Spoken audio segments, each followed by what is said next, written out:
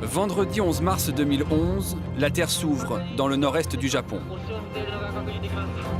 Des vagues, comme des mâchoires, broient la centrale nucléaire de Fukushima.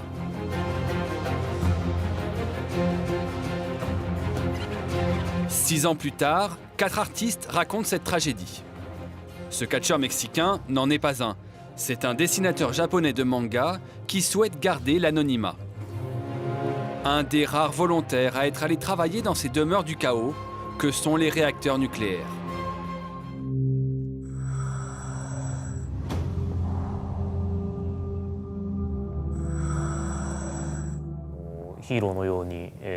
Juste après l'accident nucléaire, il y a des gens qui sont venus travailler en urgence à la centrale et qui, du coup, étaient considérés comme des héros.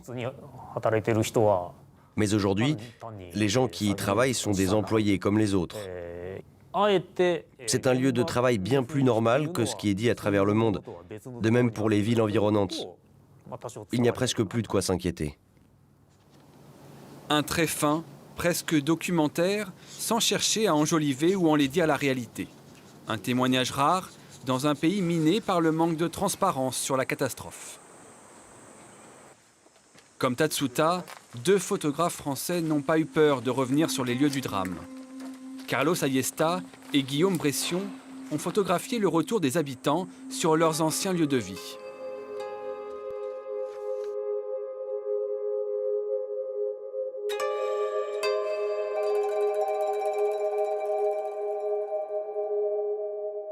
Notre projet, du début à la fin, a été à la frontière entre la mise en scène et le documentaire, quoi. Bien sûr que cette série, c'est une série documentaire, et à ce titre-là, la couleur a un effet de vérité peut-être, mais en même temps, on a utilisé tout le temps de la lumière artificielle, potentiellement de la mise en scène, et du coup, on s'est toujours trouvé un peu à la frontière entre ces deux mondes.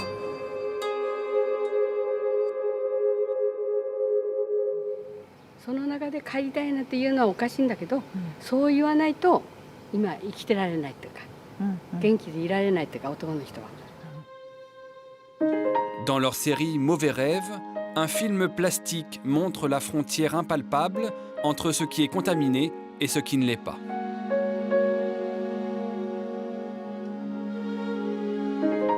La fiction révèle aussi le réel chez la réalisatrice allemande Doris Dori et son Fukushima Mon Amour.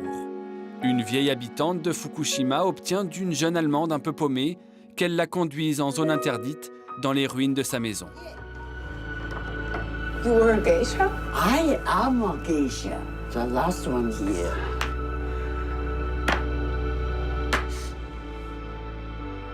Missing is living with ghosts. You carry a ghost on your back. Someone you lost.